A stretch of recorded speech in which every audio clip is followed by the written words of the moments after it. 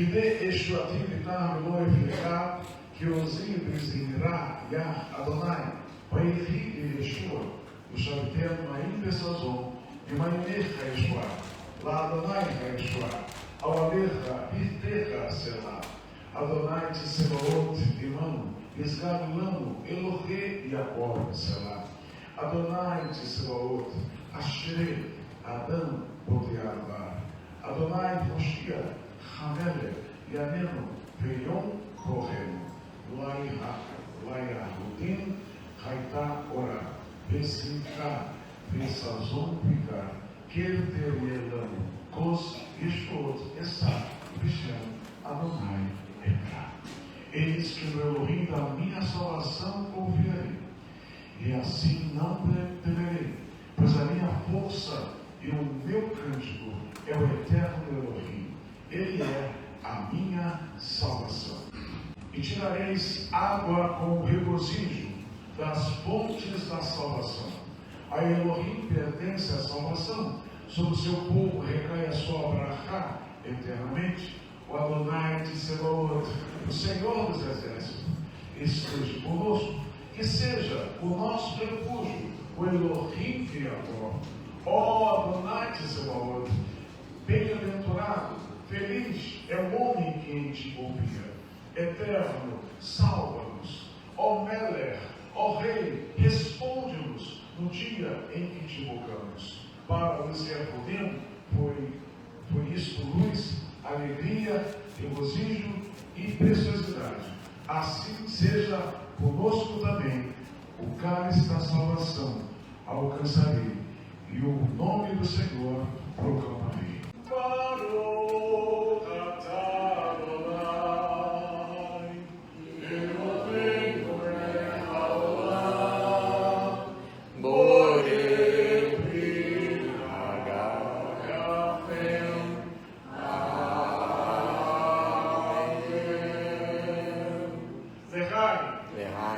Para nós messiânicos, os Bessamim lembram, primeiramente, o renovo espiritual que recebemos de Elohim durante o Shabat, através do envio do seu Ruach, do seu Espírito, sobre nós, perfumando-nos de modo especial durante este dia, com sua graciosa presença. Além disso, lembramos do que Rabi Shaul, do que o apóstolo Paulo escreveu em sua epístola, a 2 de Coríntios, capítulo 2, verso 15, porque somos o bom perfume de Mashiach para o Eterno, tanto nos que se salvam como nos que se perdem. Lembrando-nos que devemos ser o bom perfume de Yeshua, o Mashiach, nesta próxima semana que se inicia, tanto para os irmãos na fé como para o que todos sintam em nosso testemunho o aroma de Elohim, e deem glória ao seu nome e ao nome do seu Filho, Yeshua HaMashiach. Amém. Baruch atah Adonai Eloheinu melech haolam, orei milei bessamim. Amém. Bendito sejas tu, Senhor Deus, entre diversos, que criaste diversos tipos de especiarias. Amém. Sendo este momento o início de uma nova semana, essas luzes representam o primeiro ato divino na criação, que marcara o primeiro dia da semana, a criação da luz. Além disso, essa chama recorda-nos o que o Senhor Yeshua nos diz no Evangelho de Matityahu, capítulo 5, versos 15 e 16. Não se acende uma lâmpada para colocá-la debaixo do alqueire, porém sobre o candelabro, para que ela brilhe para todos que estão na casa. Assim a vossa luz resplandeça diante dos homens, para que vejam as vossas boas obras e glorifiquem a vosso Pai que está nos céus. Estas palavras nos lembram a importância de, nesta nova semana que se inicia, sermos mais ainda a luz do mundo, refletindo o glorioso caráter de Yeshua. Amém. Baruch atah Adonai Eloheinu melech haolam, orei milei haesh. Amém. Bendito sejas tu, nosso Deus, entre o universo, que criasse luminares de luz. Amém. Adonai Eloheinu melech haolam, ha'amavinu bein kodesh lechol, bein or lechoshia, bein Israel lamim, bein yom hashemei, lesheshet yemei hamase.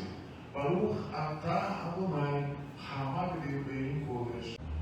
Bendito sejas tu, Senhor nosso Deus e universo, que fazem separar o santo do profano, a luz da escuridão, Israel dos demais povos, e o sétimo dia dos 6 dias de trabalho. Bendito sejas tu, Senhor, que separas o santo do profano. Amém. Baruch atah Adonai, Eloheinu melech haolam, borei brit hagafen. Amém. Verdade? Não se assopra, no judaísmo não se assopra as luzes, nem no Shabbat, muito menos na Rabolá. Shabbat, uma passagem para você. Vamos dar continuidade. Nós convidamos hoje, nesse retorno da Rabolá, para trazer uma drachá, uma pequena meditação, o nosso amigo Marcos Remoreiro. O volta aqui agora, estaremos fazendo um capítulo sobre Abba, Pai, ouça as nossas tefilot que fazemos aqui nesse local santo, nesta Beit Tefilá, nessa casa de oração, Senhor. Atende, Senhor, às nossas tefilot. Atende através da pessoa do Teu Filho, Senhor Yeshua. Fale conosco, Senhor, em todos os momentos, quando aqui estivermos também, Senhor. Usa agora o Teu servo na entrega desta drachá. Que Teu Ruach, que Teu Espírito fale conosco através dele. Nós o abençoamos e também aguardamos em Ti a vossa providência. Beshem Yeshua HaMashiach. Amém. Shabbat Tov. É uma oportunidade. Shabbat Tov a todos. Quero agradecer a oportunidade ao Roche, Enéas, Roche Pinhas. Gostaria de agradecer também a Morá Sheila, a toda a comunidade pela oportunidade de estar aqui podendo falar um pouquinho, da palavra do Eterno. E eu gostaria de compartilhar com vocês, quando o Roche me pediu, essa drachá. E a drachá, na verdade, é uma reflexão da Parashá, Muito bem falado hoje pela manhã. A Morá Sheila expôs a Parashá da semana, Emor. E a Parashá Emor, ela vem falando de santificação. A gente já vem aí algumas semanas sendo absorvidos, por essa santificação, por essa oportunidade de estar aproveitando da palavra do Eterno. E Emor, ele fala exatamente disso, dessa nossa responsabilidade, de nos santificarmos, de fazermos o melhor para o Eterno. Então, eu gostaria de iniciar contextualizando rapidamente o que é a Parashá Emor. Ela tem como tema central a santidade, a Kedushá, tanto no nível individual como o coletivo, com foco nos sacerdotes, no culto no templo, no calendário sagrado. E aí a gente entende que a santidade dos sacerdotes eram dadas regras específicas para os Kohanins, incluindo restrições sobre pureza ritual, casamento e aparência física. A Parashá também, ela fala sobre a pureza para o serviço religioso, quem pode ou não oferecer sacrifícios, em quais condições, enfatizando que o serviço ao Eterno exige integridade física e espiritual. Falo também das festas bíblicas judaicas, que são os moedins, que é o Shabbat, Pesach, Shavuot, Rosh Hashanah, Yom Kippur e Sukkot. Também fala sobre o candelabro e os pães da propiciação, São elementos do culto como a menorá, que é uma lâmpada contínua, e os pães colocados regularmente diante de Deus. Só estou fazendo um contexto para a gente poder entrar na drachá, né? E justiça e responsabilidade. A porção termina com o episódio de blasfêmia e reafirma as leis de justiça. A santidade não é abstrata. Ela se expressa em regras concretas, no comportamento, no corpo e no tempo.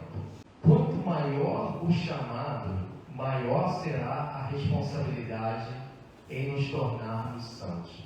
E aí a gente agora começa realmente a refletir, e assim, eu gostaria que, se houver oportunidade hoje, da comunidade também, né, poder se expressar, me ajudar, interagir, porque é uma porção realmente que precisa mudar a nossa vida, né?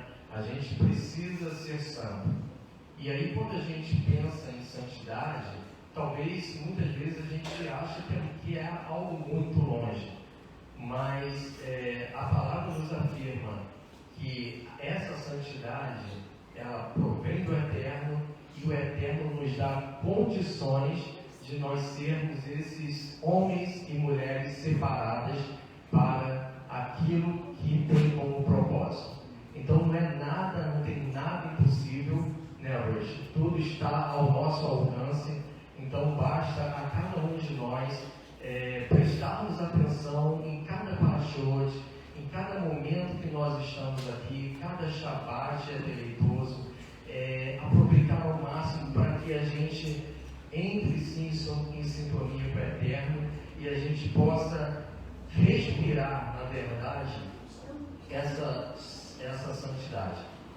E aí é importante a gente pensar, pessoal, que quanto maior o chamado, maior será a responsabilidade em nos tornarmos santos. Vocês já pararam para imaginar assim a responsabilidade que isso traz a cada um de nós?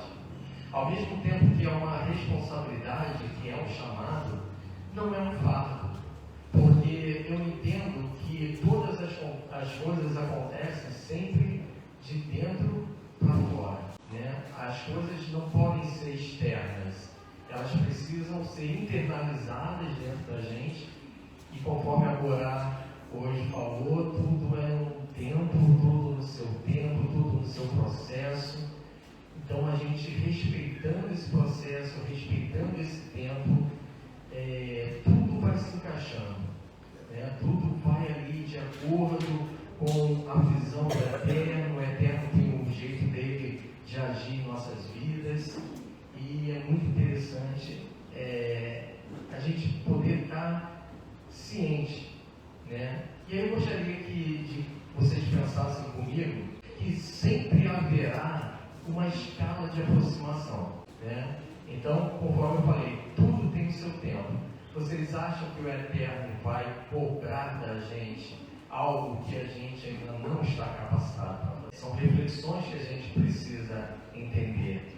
Então, ele vai dando gradativamente, sempre na proporcionalidade dele, né? É claro, é lógico que quanto mais é dado, mais será cobrado. Então, conforme eu falei, o chamado será a responsabilidade de nos tornarmos santos. Imagina que é como se fosse uma hierarquia. Sempre haverá essa escala de aproximação. Primeiro, entenda assim, o povo de Israel, né? Você tem o povo de Israel, eu estou falando de santidade, tá? Da Kedushá, do que o Eterno entrega para cada um de nós, seja individualmente ou coletivamente. Primeiro tem o povo de Israel, e aí depois tem as tribos, que são os levitas, depois vem os sacerdotes, né, o sacerdócio, e aí vem o Kohen Hagadol. Ou seja, quanto maior a escala, maior o nível de santidade, maior o nível de proximidade. E aí, é claro, existe o ônus e existe o bônus, né? O o ônus é a responsabilidade que nós temos. Aí nós precisamos ser mais santificados, mais separados. Então, a gente vê que quanto mais próximo do Eterno, mais santos precisamos estar. Não tem outra forma, né, hoje?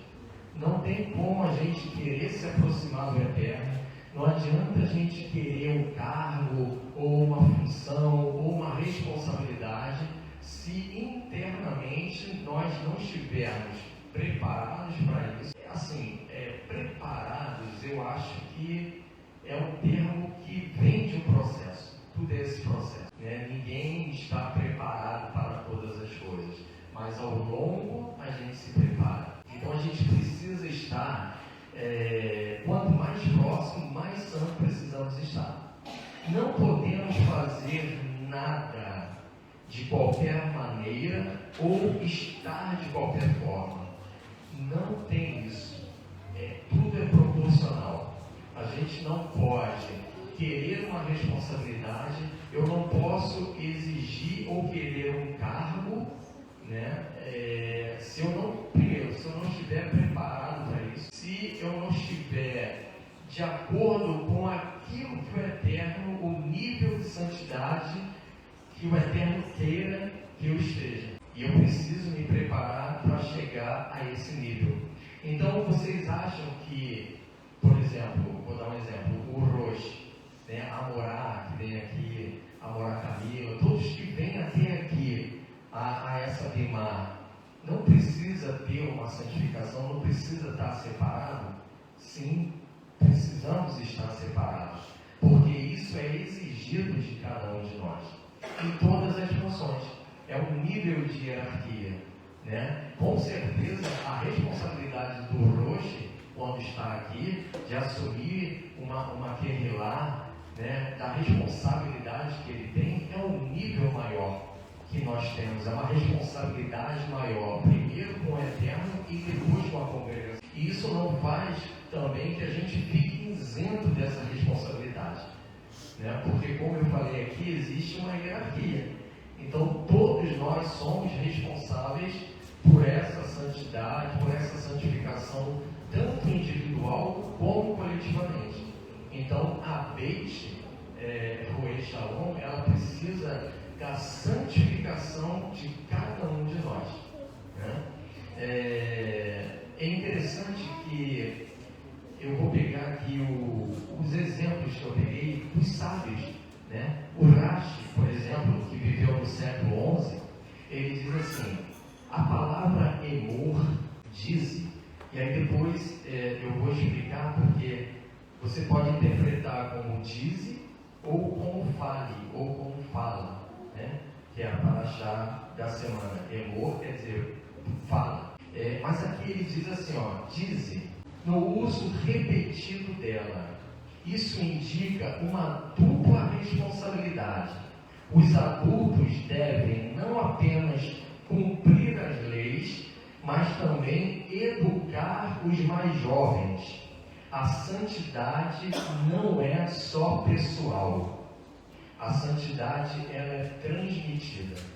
E isso é importantíssimo, porque com essa visão a gente faz pensar que nós não estamos aqui para ser individualistas. A gente precisa pensar não só na nossa geração, mas também para as nossas gerações, né, para as próximas gerações futuras. A gente vê aqui, né, o Noah, o Ezequiel, a galerinha aí. Então, nós como responsáveis, e pela visão de Rashi também, a gente entende que nós estamos plantando já uma semente para uma próxima geração. E é interessante que a Paraxá Emor, em Levíticos 21, né, versículo 1, fala aos sacerdotes, filhos de Arão, e diz-lhes,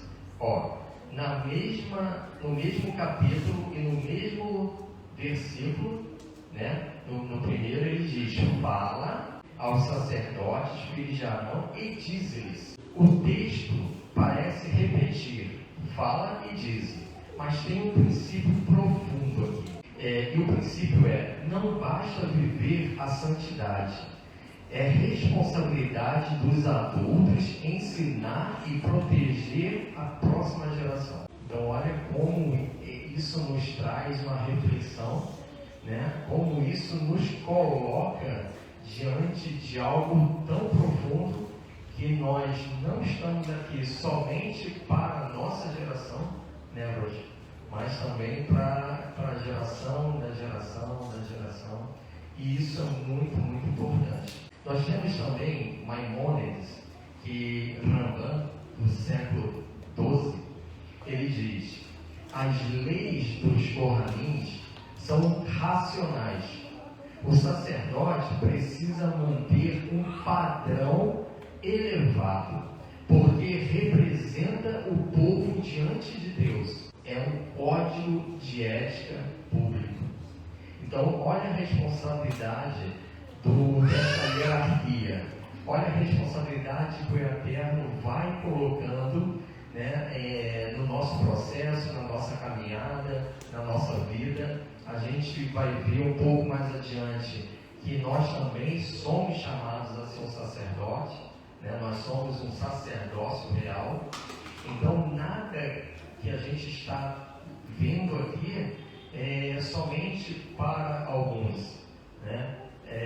Que está também na nossa geração. E ele diz: as leis dos Corramins são racionais. O sacerdote precisa manter um padrão elevado, porque representa o povo diante de Deus, um código ético e público.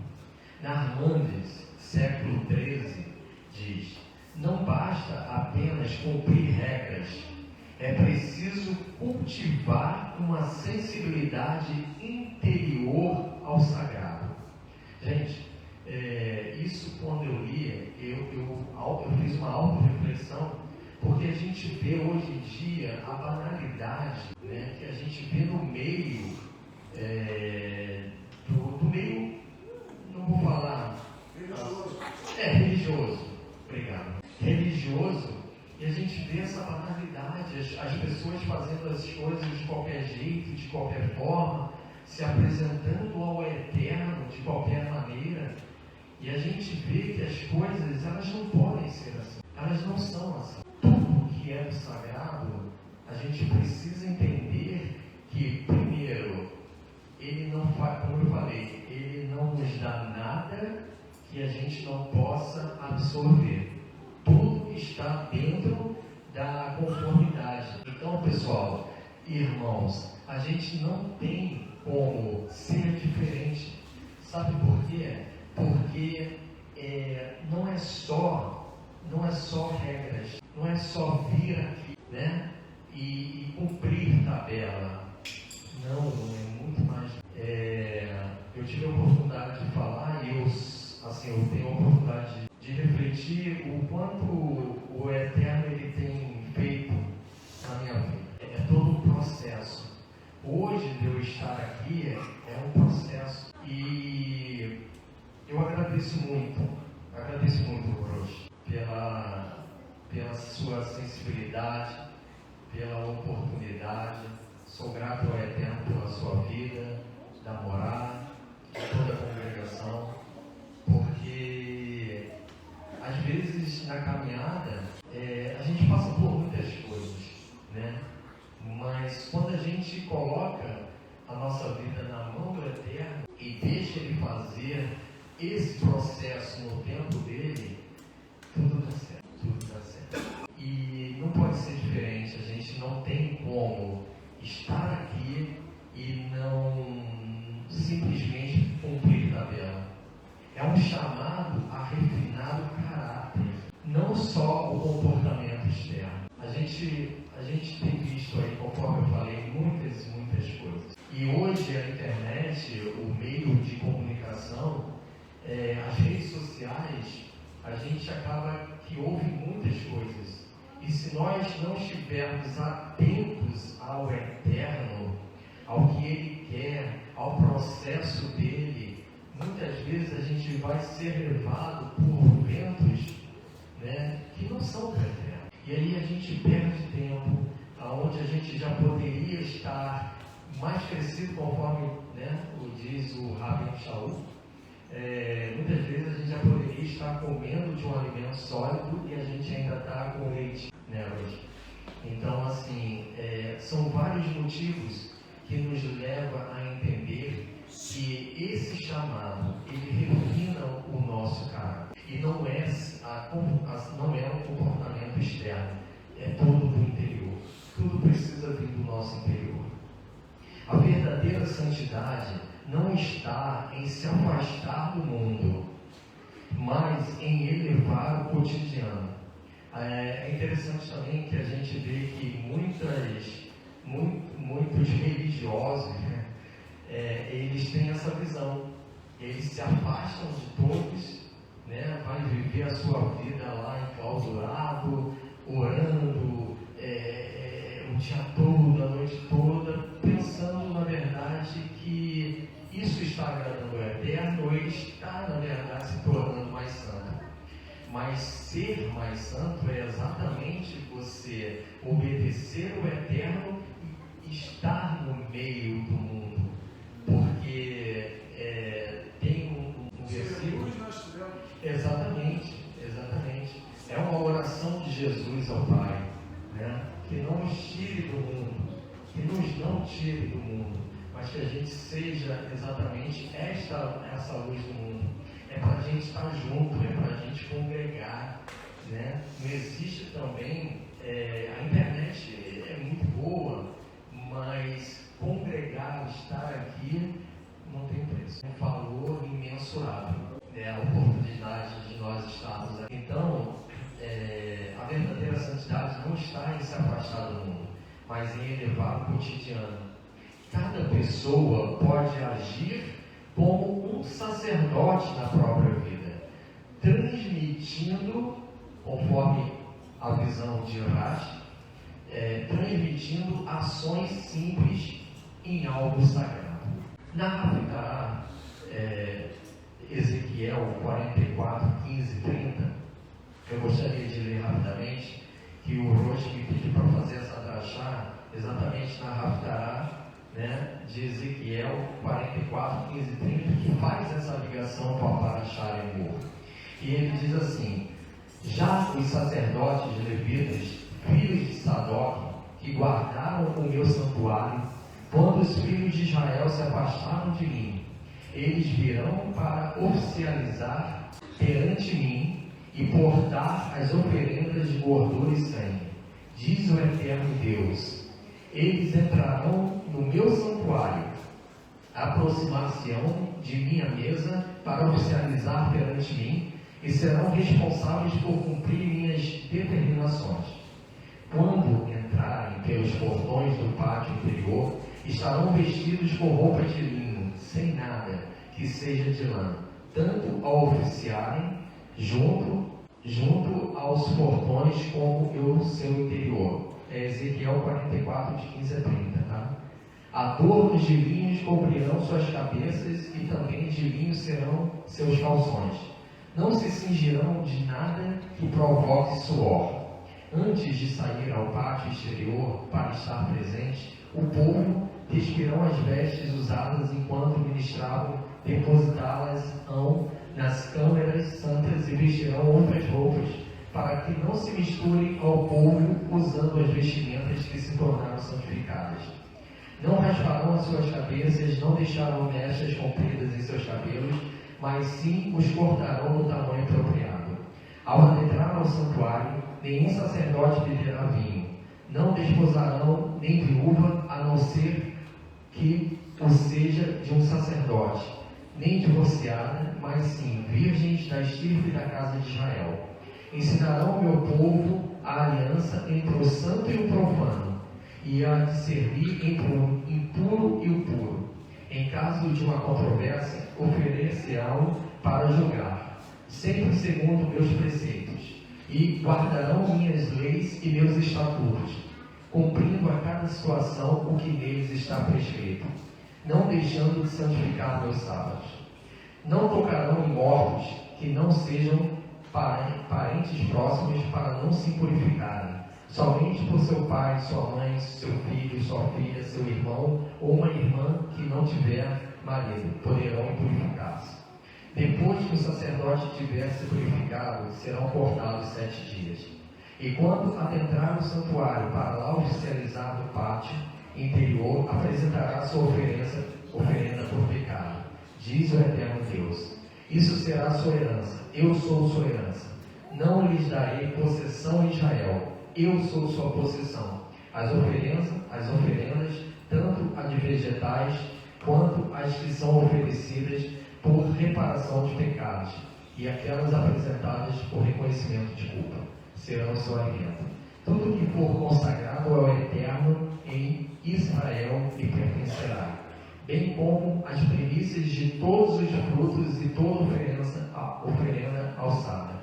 Dareis também aos sacerdotes a primeira farinha de vossa produção, para que permaneça sua bênção sobre vossas casas. Então, a gente entende que essa Haftarah, ela liga diretamente a Parashá Emor, e ela diz assim, Deus escolhe os sacerdotes, mas na Haftarah, o profeta, Deus destaca os que permaneceram fiéis. Olha a importância agora, que depois de ler hoje com a Morá, a gente aprender sobre a Parashá Emor, sobre a santificação, a responsabilidade de cada sacerdote, de cada um nessa hierarquia.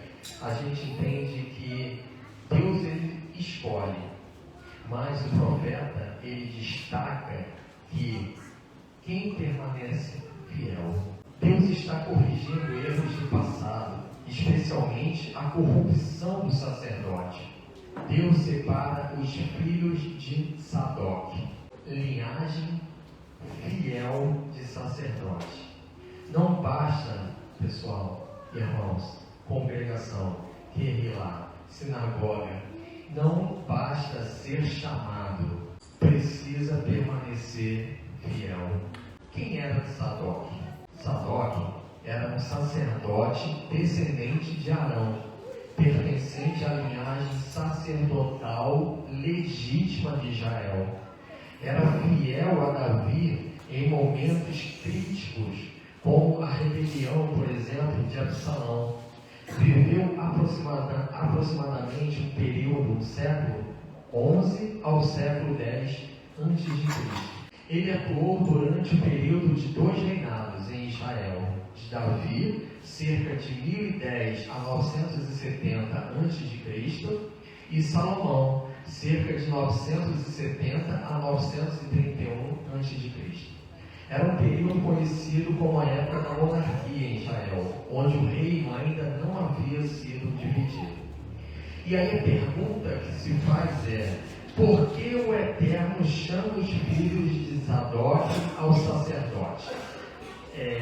Antes de dar a resposta, existe uma linhagem de Sadoc, que começa em Arão, e aí vai para Eleazar, de Eleazar para Finéias, tem um período de várias gerações intermediárias e chega a Sadoc.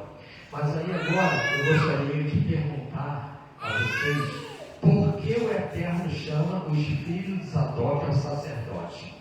E aí, o principal motivo, vocês sabem qual é? Obediência, fidelidade. Fidelidade. E a gente vai entender, Morá, que a fidelidade e a obediência são pontos fundamentais para cada um de nós. Porque o que acontece? Quando outros sacerdócios se desviaram, eles permaneceram fiéis a Deus.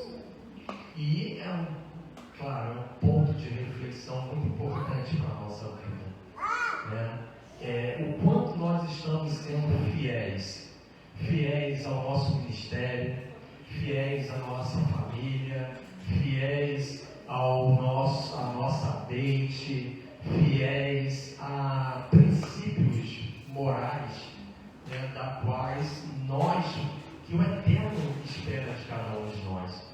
E essa fidelidade é fundamental. Então, quando outros se desviaram, eles permaneceram fiéis durante o período de idolatria.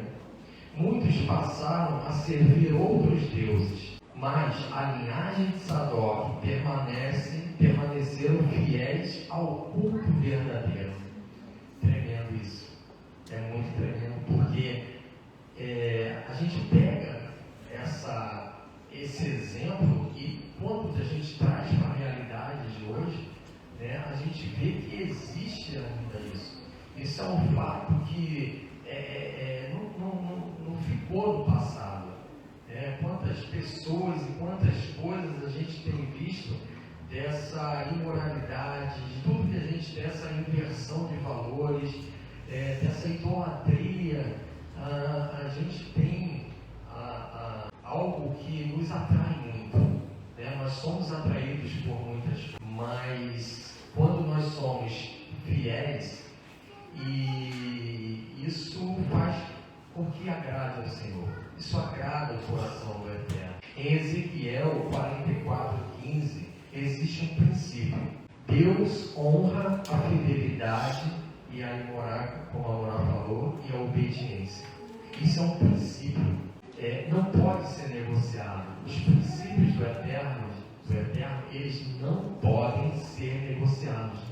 Não tem negócio, não tem mimimi, não, é um princípio, está na palavra, está na Escritura, é do Eterno, Ele te orientou, Ele falou, Ele te revelou, não negocie, porque isso vai trazer sérias consequências para nossas vidas. Então, esse princípio, Deus honra a fidelidade e obediência. A fidelidade é fundamental quando a maioria falha. Essas colocações que eu coloquei aqui, eu estou frisando muito, talvez eu esteja até sendo um pouco repetitivo, mas é para que a gente possa entender a responsabilidade que o Eterno nos chamou. Todos nós temos um propósito. Nós não estamos aqui de passeio, a passeio. Nós temos um propósito para nossas vidas, para a nossa caminhada, para o nosso ministério. E é importante a gente entender que a fidelidade é fundamental quando a maioria falha. Imagine hoje, ao longo do processo, o senhor já experiente, já com uma bagagem para morar, quantos casos a gente já viu, já se passaram, que a maioria falha. E a gente não vai falhar. Eu creio que a gente, em algum momento a gente falha, mas o que eu quero dizer é que quando a gente é fiel ao Eterno, a probabilidade disso acontecer, ela diminui. Ela diminui, Não existe aqui nenhum super-herói. Porém, tudo é proporcional. Lembra da hierarquia que eu falei aqui, da escadinha? Povo, depois levitas, depois sacerdotes, depois Cohen Hagadol e santos. Você pode estar fiel com Deus, se levar cada vez mais, porque eu quero fazer. Romanos Aquilo que eu não quero, amém. Se eleva um tropeço, você não caiu. Verdade. Isso que o Roger falou é muito importante, porque hoje, assim, o que eu tenho visto? As Escrituras, ela nos mostra a vontade do Eterno. Aqui nós temos a vontade do Eterno. É como se fosse a nossa identidade, sabe? Porém, às vezes a gente fica preso aos dogmas, que a gente não consegue mais sair dos dogmas e ir para essa nossa identidade. E eu tenho visto muito isso, Então eu acho que a gente precisa ter a humildade, Conforme o Roger falou, errei, Então, se eu errei, primeiro, peça perdão ao Eterno, crie o hábito do arrependimento e leve isso ao responsável. Com certeza vai doer menos para todos nós. O sacerdote não é só alguém que serve no altar. Ele é alguém que discerne, ensina, separa o santo do profano. Quanto mais próximo do sagrado, mais consciente você precisa ser. Quanto mais próximo do sagrado, mais disciplinado você deve viver. A gente acha que assim, da nossa forma, de qualquer jeito? Não é. Quanto mais próximo do sagrado, menos você pode agir por impulso. E muitas vezes a gente pega por isso, nessa correria do dia a dia, né? Nessa velocidade, a gente quer que a gente resolva da nossa forma e muitas vezes a gente vai agir por impulso. Liderança mais responsabilidade. Conhecimento mais obrigação ética. Consciência espiritual mais autocontrole. Em Hebreus 12:14 diz: segui a paz com todos e a santificação, sem a qual ninguém verá o Senhor. Não tem outra forma. Nós estamos nesse processo. Santificação. Sede santos, porque eu sou santo. Né? Então não vai ser nada assim no estalar de Deus, tudo vai ter um processo. Ou só cuidando de. Conforme o Urash, né, o pensamento dele, não é só a nossa geração. A gente faz pensando na nossa geração, na nossa vida, mas também para as outras gerações.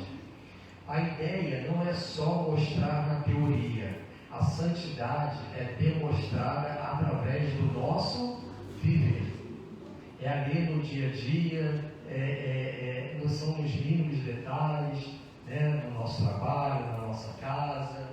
É difícil, né? Mas ser obediente e fiel vale a pena. Não falamos somente quando abrimos a boca.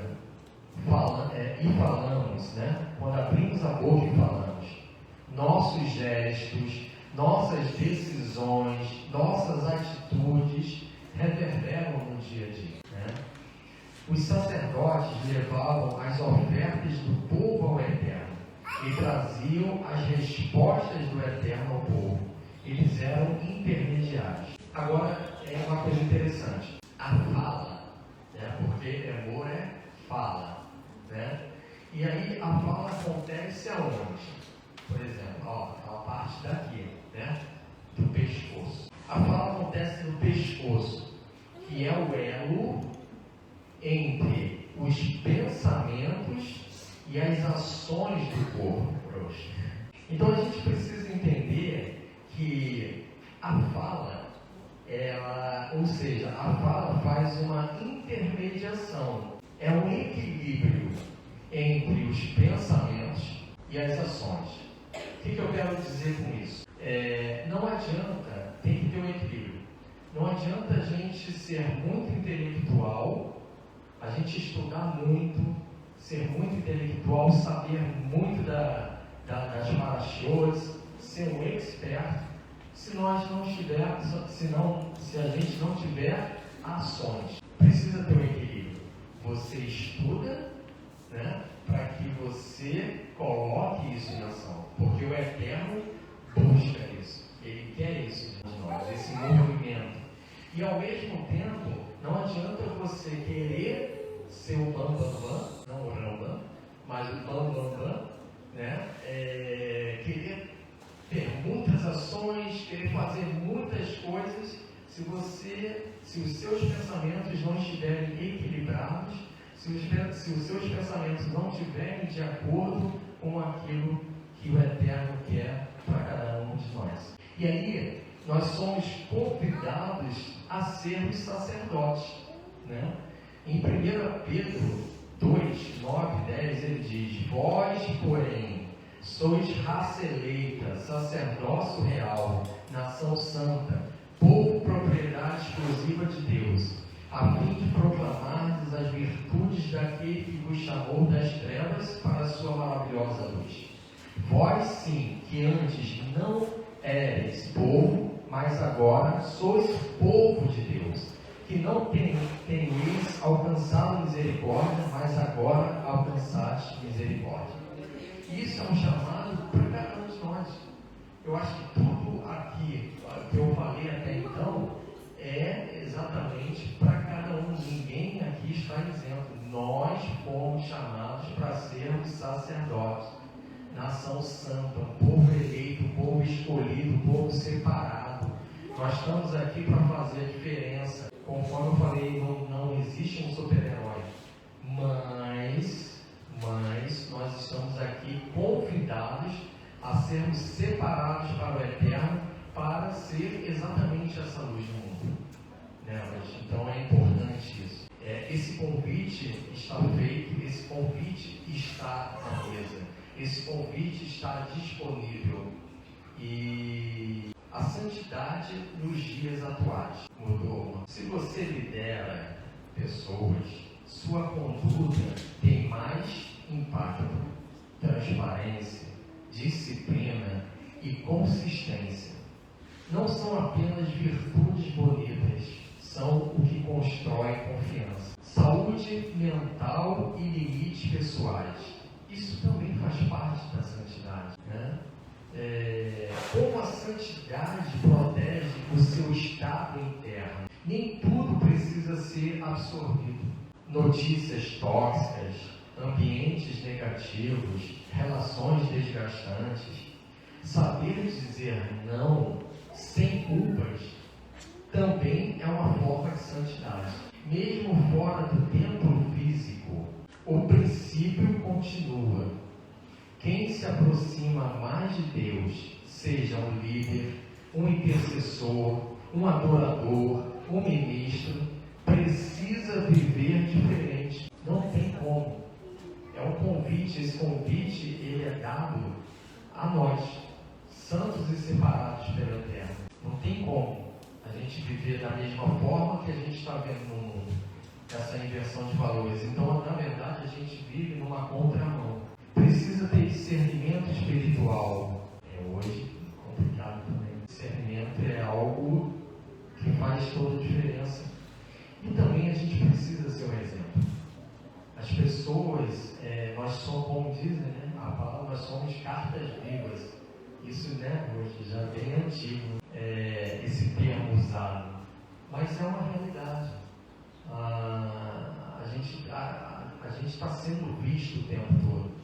Seja pela internet, seja pelos vizinhos, seja no nosso bairro, aonde formos, nós estamos sendo observados. E aí que muitas vezes, né, quando a gente não vive a realidade, conflita. E para terminar, a aplicação prática. Examine sua fidelidade no secreto.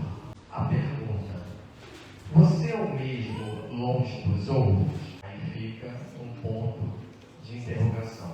Pare de tratar o chamado como título. Chamado não é status, é responsabilidade. Busque discernimento espiritual. Aprenda a separar o que é de Deus, o que é emoção e o que é mistura.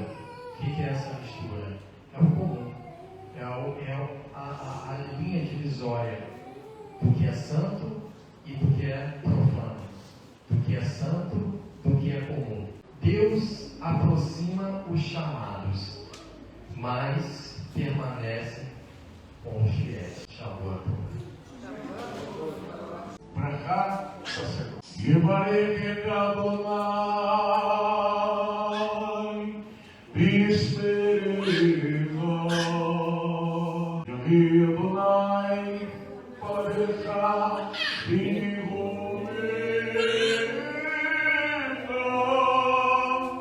Isao Adonai Parecha, Biyasemecha,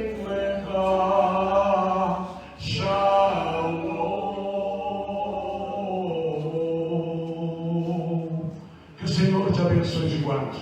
Que o Senhor faça de maneira resplandecer o seu rosto sobre ti e tenha misericórdia de ti. Que o Senhor sobre ti levante o seu rosto e ponha em ti a paz. Beshem, Yeshua HaMashiach, Adoneinu, Morcheinu Yakar. Amém. Em nome de Yeshua, o nosso querido Senhor e Salvador. Amém e amém. Que o Senhor abençoe. Shalom. Uma boa semana para todos. Bem-vindo.